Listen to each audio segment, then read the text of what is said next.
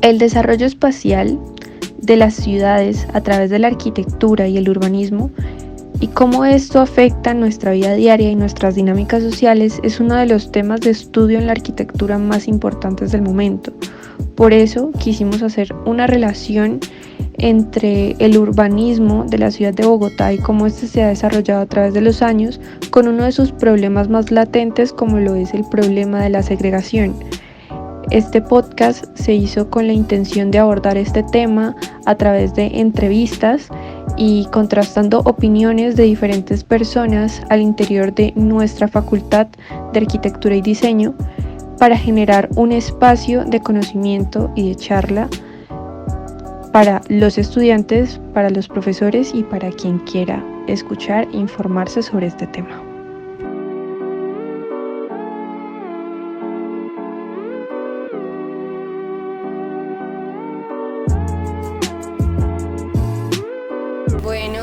Profe Carlos Eduardo, buenas tardes. Vamos a iniciar el podcast y nos gustaría, pues, por favor, que se presente, que nos diga su profesión, qué hace, cuántos años lleva trabajando en la universidad, sus intereses académicos a partir de los cuales enseña y trabaja.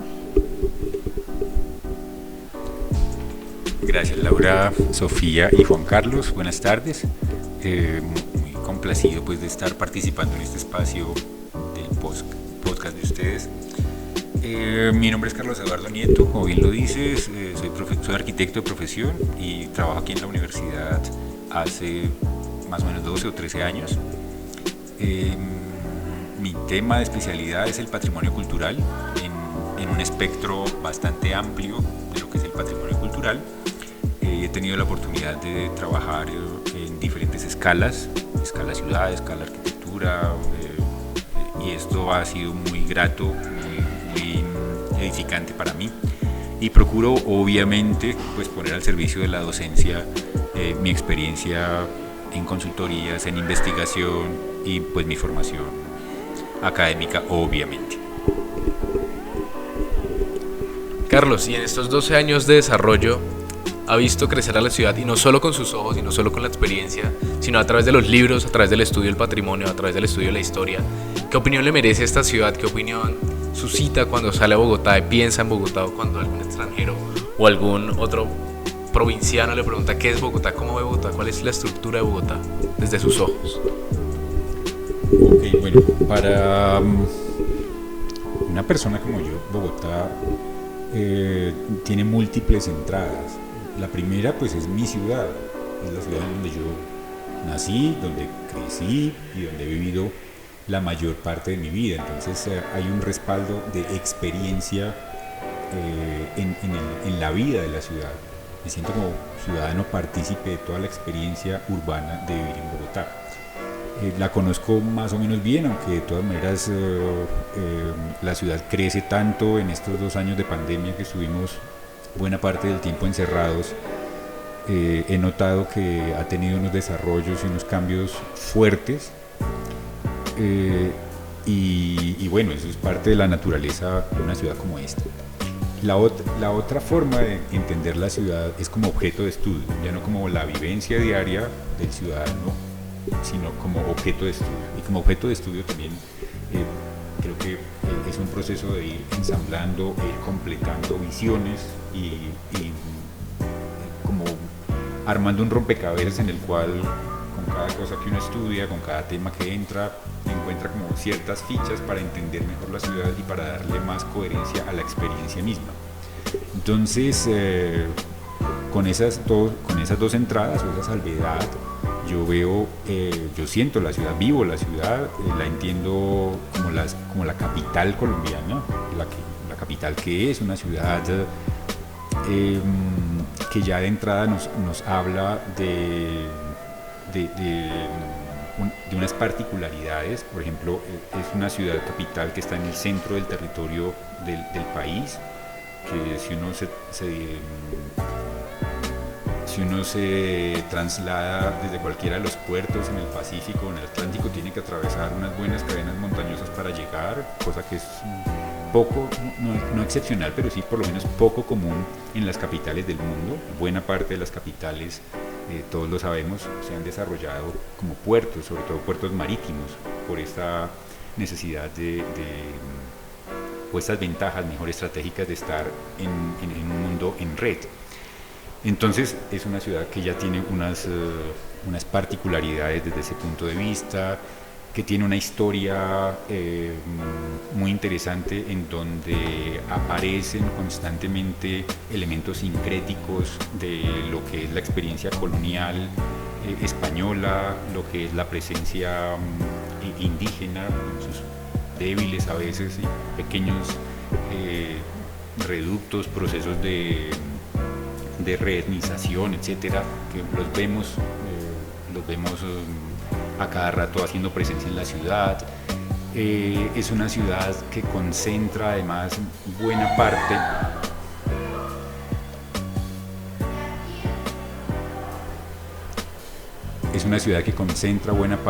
de la actividad cultural y de la infraestructura cultural del país.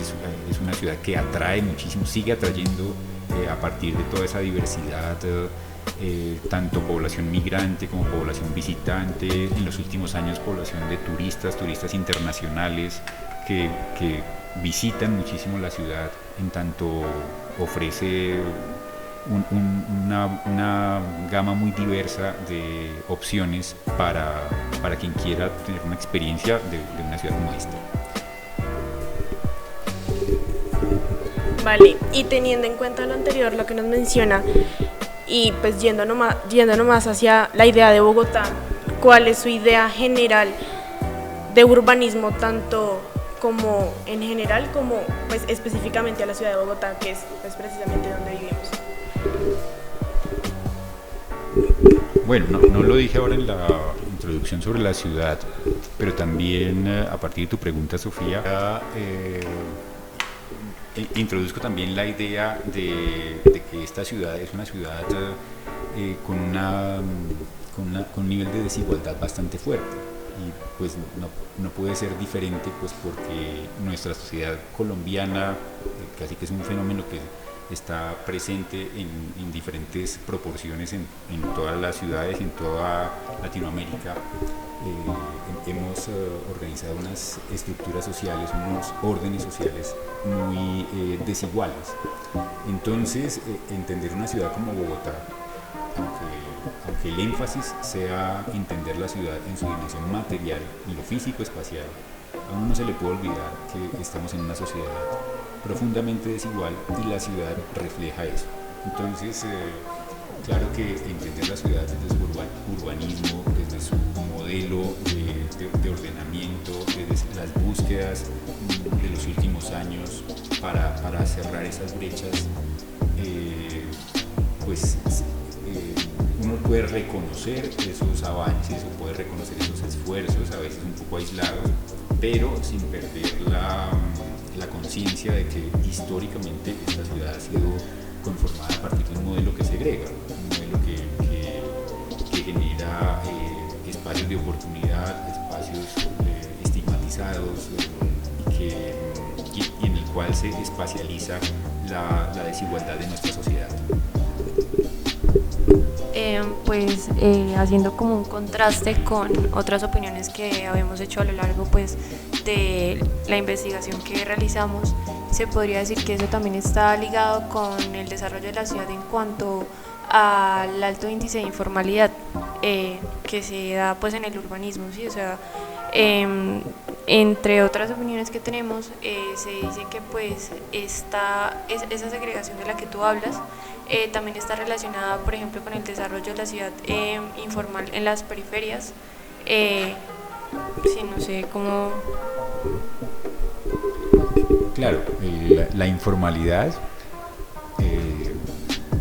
calza muy bien o se relaciona muy directamente con la desigualdad, y entonces uno puede entrar por diferentes puertas a entender esa informalidad y el efecto de la informalidad en la ciudad. Yo creo que no es solamente un problema de las periferias que se ocupan informalmente, los barrios subnormales, invasiones, todos estos problemas tan críticos desde el punto de vista socio-espacial, sino también uno podría entrar, por ejemplo, por las ventas informales del espacio público.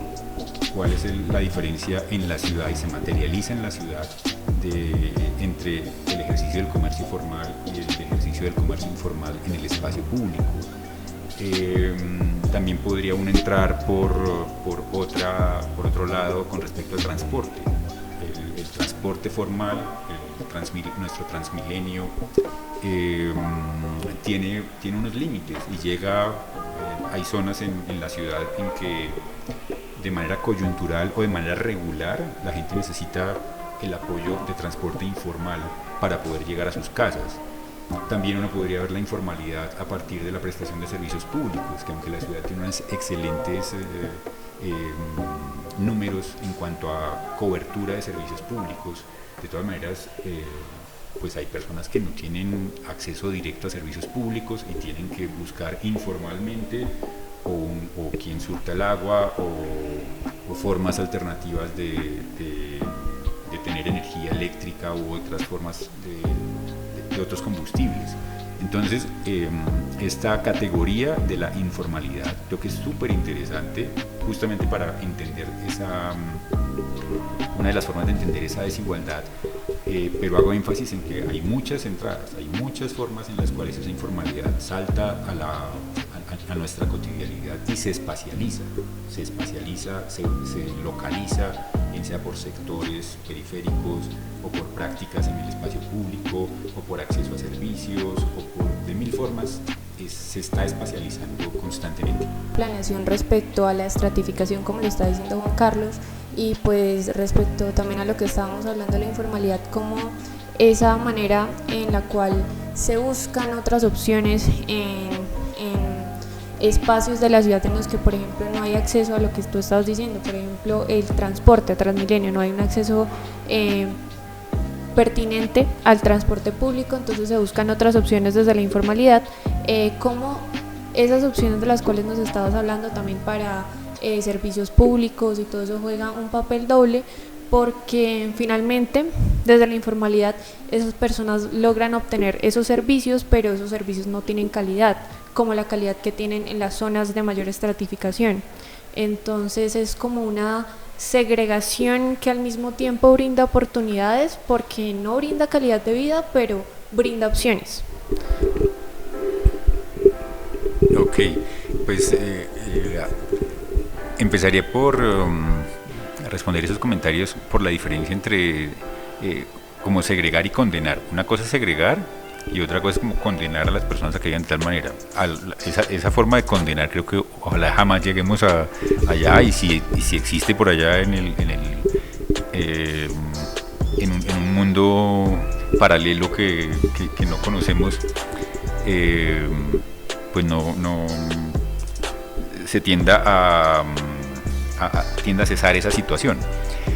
Juan Carlos hace mucho énfasis en la palabra esquizofrenia y me parece interesante entrar por ahí a proponer otro par de ideas que creo que son interesantes para el abordaje de la ciudad. Bueno, sin ser psicólogo y sin conocer mucho sobre la esquizofrenia, lo que sí sugiere esa palabra, nos sugiere a todos, creo yo, es alguna suerte como de dislocación, de una falta de orden, de sincronía. Y yo creo que eso también es un elemento interesante y muy importante para entender una ciudad como la de Bogotá. Creo que las dificultades para lograr fortalecer un sujeto colectivo o unos objetivos comunes están muy presentes en nuestras formas de habitar y en nuestras formas de relacionarnos socialmente. Eso hace que en una ciudad como Bogotá esté muy viva la idea, así lo siento y lo he estudiado yo, esté muy viva la idea de los privilegios por encima de la idea de los derechos. Entonces, y yo creo que mientras esta característica siga teniendo como tanto eco y esté haciendo parte de los imaginarios y de la estructura social, de nuestra estructura social, pues esa esa tensión entre lo informal que sugieres ahora, Laura, y lo formal, pues va a tender siempre, nunca se va a tender a solucionar realmente, mientras mantengamos esa idea de que el acceso al espacio público, por poner un ejemplo o insistir en ese que está como muy bien posicionado en el imaginario de todos los ciudadanos, el acceso al espacio público tiene que dejar de ser un tema de privilegios y empezar o continuar colonizando el espacio de los derechos. Lo que yo sí creo, y volviendo también al comentario inicial de la experiencia de la ciudad, del estudio de la ciudad y la transformación de la ciudad, es que si bien yo reconozco que tenemos unas estructuras y unas formas muy arraigadas, tanto en nuestra sociedad como en la forma como se ha materializado en nuestra ciudad, lo que se ha visto, lo que podemos ver en los últimos años, básicamente los últimos 60, 70 años, es que esta ciudad, pues todas las ciudades, pero refiriéndonos a Bogotá, tiene una capacidad de transformación muy fuerte y las dinámicas de transformación de la ciudad no se pueden parar, se pueden enrumbar, se pueden delinear o se puede hacer algo con esas dinámicas, pero lo que no se puede es parar. Entonces yo creo que tenemos mucho como arquitectos, como urbanistas, mucho trabajo por delante. Ustedes jóvenes que están haciendo carrera acá para hacer algún relevo generacional pronto, tienen mucho trabajo para encontrar las maneras de darle un rumbo a esas transformaciones y esas dinámicas de una ciudad como la nuestra. Y ahí veo un punto esencial para pensarnos como arquitectos, como urbanistas, para pensarnos como ciudadanos y para tener ese sentido de empatía también con 8 millones de personas o algo más con quienes compartimos espacio vital, espacio urbano. Y al final llegamos como al mismo lado de urbanismo, que no es solo el estudio de la arquitectura y la estructura, sino como se entiende la complejidad de la ciudad, ¿no? Se entiende la complejidad de los factores sociales, de los factores económicos, y que al final llegan a una urbanística que es como la materialización en espacios arquitectónicos de todo este desarrollo y todo este análisis que se tiene de la ciudad. Con esto en mente, hay varias como discusiones alrededor de una arquitectura que sea interacción social o una arquitectura que sea segregacionista. Aprovechando el tema, ¿cómo sería para usted? ¿Cómo diseñaría usted una arquitectura segregacionista? Y en contraposición a esto, ¿cómo diseñaría usted una arquitectura que busca la proyección de interacciones sociales dentro de la ciudad? Bueno, esas preguntas hipotéticas son un poco difíciles, ¿no? Yo creo que la ciudad segregacionista ha sido una construcción de todos. Todos nos deberíamos sentir ahí incluidos, convocados dentro de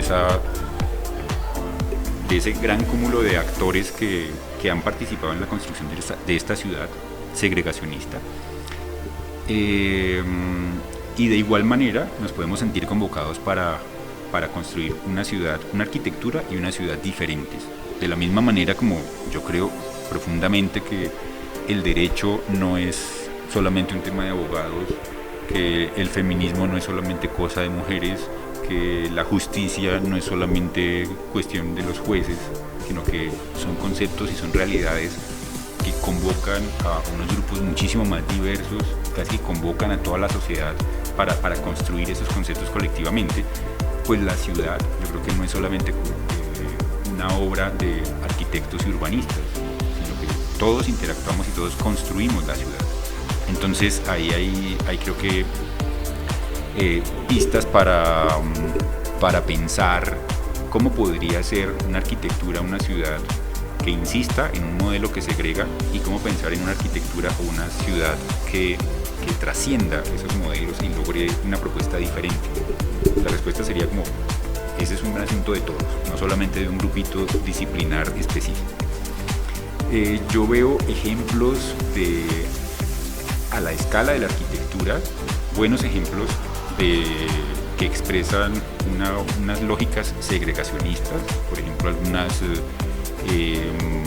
algunas urbanizaciones o conjuntos de vivienda de interés social en las cuales realmente por ubicación, por área, por acabados, por acceso, porque no son accesibles con una silla de ruedas, por mil cosas, uno podría decir que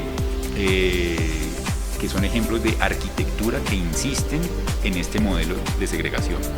De la misma manera, yo veo en esta ciudad ejemplos de arquitectura, para seguir en la misma escala, que logran trascender el modelo. Por ejemplo, las obras de la red distrital de bibliotecas, en las cuales la arquitectura está respondiendo a partir de su función, su ubicación y todo un proyecto de apertura hacia la ciudadanía, está respondiendo realmente a construir una idea diferente, un paradigma diferente.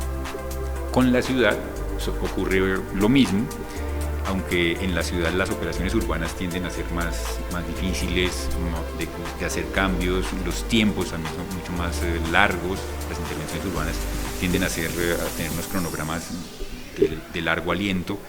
Entonces en la propuesta de ciudad veo también esa tensión muy fuerte y veo mayor dificultad. Pero ¿cuál sería la salida? Sencillamente insistir en que la ciudad es un producto de todos, en el cual todos tenemos que poner nuestra parte.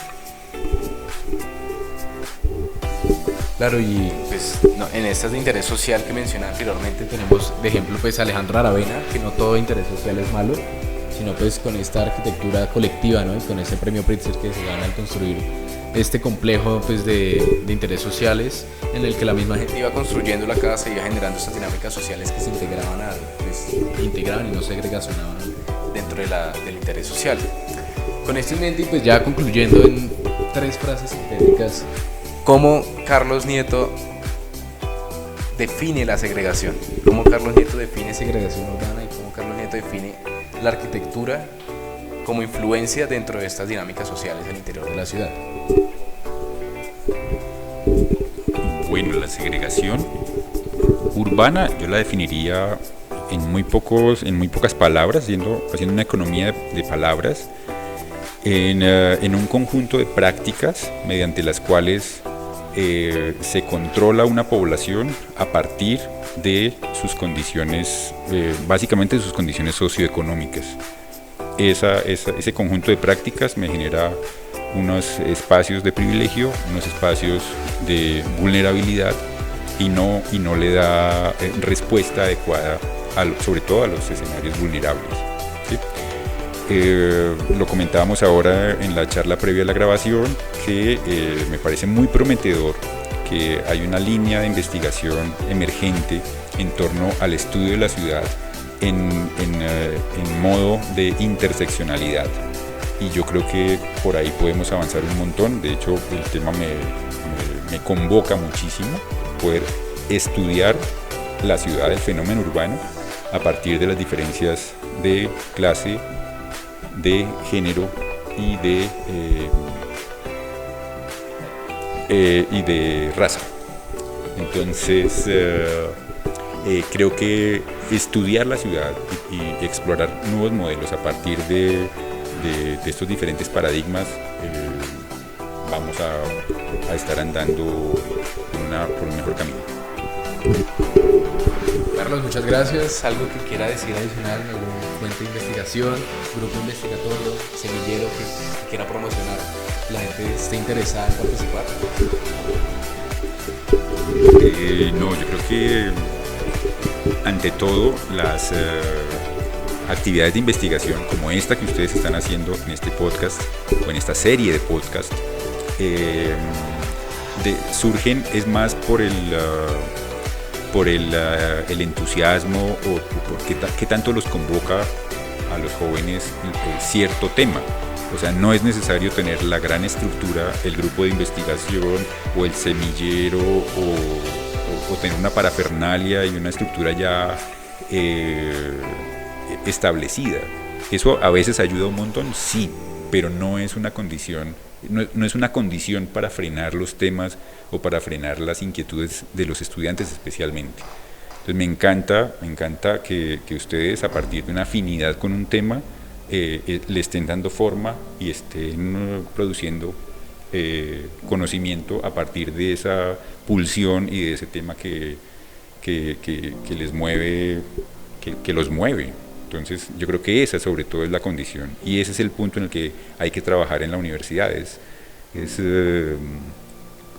cuidar y ayudar para que esas inquietudes de los estudiantes, propias, genuinas, personales, que los compromete, que les pasa por el cuerpo, tengan un ambiente en el cual se puedan desarrollar, no al revés de qué le brinda la universidad para ver en dónde me meto yo y cómo calzo, no, sino es a partir de lo que ustedes están proponiendo.